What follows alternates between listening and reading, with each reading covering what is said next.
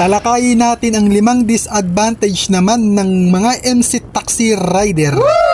Ikalima, walang benepisyo, walang SSS, pag-ibig at PhilHealth.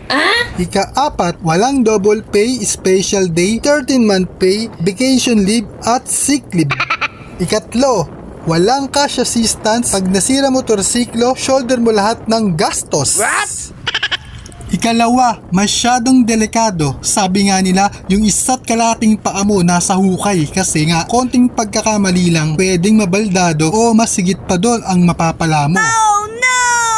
At ang pinakauna, pag natsambahan na holdupper na isakay mo, dalawa lang yan. Pwedeng maagaw motorsiklo mo or maagaw ang buhay mo. Oh no! At ang mahirap niyan, inagawan ka na, tinumba ka pa. Yan po ang pinakalimang disadvantage ng pagiging rider. Bow.